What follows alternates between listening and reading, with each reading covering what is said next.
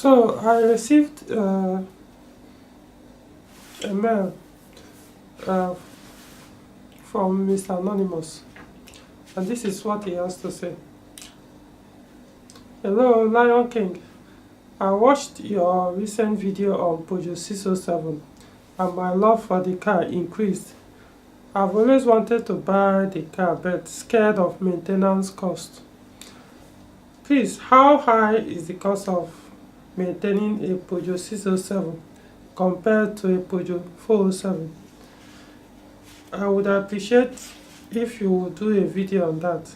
Thanks, Mr. Anonymous. My response would be very short. If you can maintain a Peugeot 406, then you can maintain a Peugeot 607 phase 1. Likewise, if you can maintain a Peugeot 407, then you can maintain a Peugeot 607 phase 2. Peugeot 406, I'm talking about D9 now, shares basically the same electrical and mechanical parts. Of course, there are a few differences, but the major mechanical and electrical parts are the same. Then in 607 phase 1, they introduced quite a number of gadgets that you won't find in 406. However, a component like engine ECU in 406 is almost the same in 607 phase 1. Yeah, the part numbers might differ, but you can actually swap them into 607 phase 2. That's 406 D9 phase 2. You can swap the ECUs, the engine ECU, to 607 phase 1, and if you can program it to work with the BSI, yes, to work. Basically the same thing. But the BSI, they are different. The BSI units are different.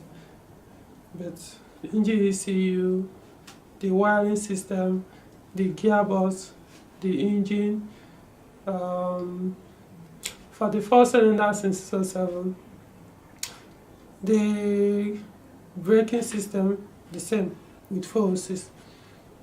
The clutch disc, especially the front one, the brake disc, the brake pad, they are the same, including the brake calipers, the same, 406 and 407, 607 phase 1. Now moving on to phase 2, 607 and the 407. Of course, the same, the mechanicals, the engine, the gearbox, they are the same. The suspension, similar. For example, the V6, 407 V6 suspension and 607 V6 suspension case, they are basically the same. Of course, different, but in terms of, I'm talking about in terms of cost of maintenance, they are the same. In fact, you'll be surprised. Last time I priced the suspension of 407 V6 tends to cost more. Well, I've not confirmed yet of that of 607 phase 2, but then tends to cost more than that of 607 from my the little findings, until I dig further to know exactly if that is true.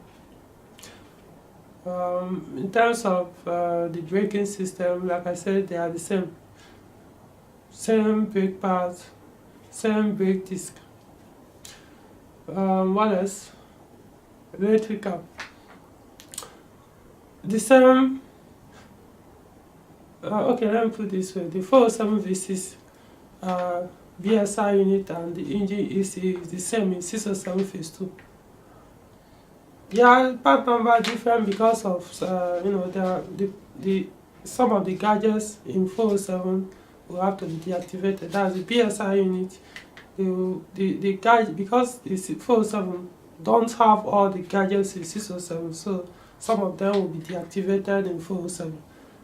So what it means is if you put a 407 BSI unit in 607 phase 2, those gadgets will not operate unless probably you have to start the configure and all that.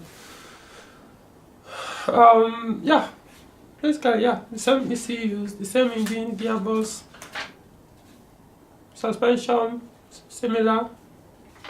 I mean, the thing is, like I said, if you can maintain a 406, you can maintain a 607 phase 1, which is Z8. If you can maintain a 407, you can also maintain a Z9, that's D2 and Z9, that's 607 phase 2. If you can't maintain a 406, in fact, let me reverse it. If you can't maintain a 607, either phase 1 or phase 2, you can't maintain a 406 and 407. Let me put it in a very simple ABC. If you cannot afford to maintain a 607, it also means you can't afford to maintain 406, period. So if you are scared that, oh, the 607, because of what you had, that, oh, the cost of maintenance will be higher, so because of that you prefer to go for maybe a smaller Peugeot. It's the same thing, just preference, because the 607 is a luxurious version of 406 and 407. So we are quite, like I said, there are quite few things that are not the same. So like the body parts, of course, the 607 will cost more. For example, phase 1, yeah, it costs more than that of 406. But trust me, the 407 body parts, I think, based on some of the parts I've ordered for customers and clients, I think they do tend to cost more than the 607, even the phase 2.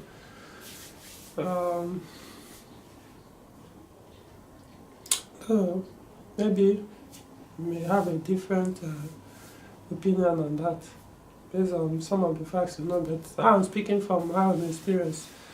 Some of the parts I've ordered, I tend to realize that, oh, this seems to cost more, even though the 607 is supposed to cost more, but the 407 tends to cost more.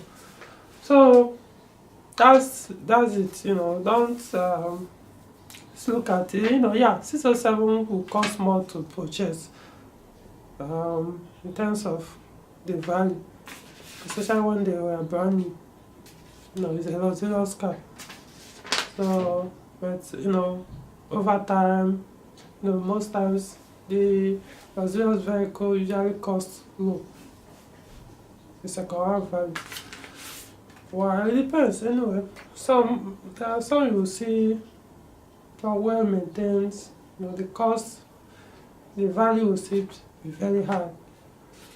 So, but if you want to just be, let me put it in a general way. The same amount of 407 can actually get you a 607. The same cost of purchase will get you, cost of purchasing a 407 will get you a 607. Likewise, the cost of purchasing a 406 D9, I'm talking about used, because they are all used now. I don't think you can get any brand new of any of these vehicles. So the second-hand 407, Tokumbo, Nigerian used or whatever, can actually get you a Z9. Except, I think they are said, because like 2010 407, the cost will actually cost the same amount of 607 phase 2. So I think this has cleared your dilemma. You are so scared that the cost of maintenance will be very high. I know you didn't ask about in terms of performance and all that. The only thing I will add to that, just to clarify, 607 is longer, bigger, and all that. So, on high speed, you experience body roll sometimes. The body roll will be there. So don't kid yourself that you have it. It's there, but because the vehicle has a lot of like ESP, and so many. Even the suspension has variable suspension, so it helps to maintain the stability of the vehicle, no matter how high you push the vehicle. Unlike the 406 that some of them don't have all those things. Still, it maintains that stability on its own. So you may not experience body roll on 406 like you experience it on 607. 607, yeah, it's there. Maybe once in a while, you experience it. But like I said, in fact, it's even easier if it's manual. You can actually control it. Unlike the automatic that, the last braking, what's it called? Engine brake. The engine brake is not there, so everything is always your brake pedal. Unlike the manual, when you notice that the car is trying to go out of control, you can actually use your manual to pull it back. For those of us who have understood how to use manual very well, you can use your manual transmission to control your vehicle without even touching the brake. Unlike automatic, it's either you rely on the electronics that is installed in the vehicle to help maintain the stability, or you hope for the best. So that's that. If you have more questions, you can ask whenever I have time. I'll do a response video to those questions, and hopefully it will help you to make a better choice of what you want. Alright, talk to you guys on another video.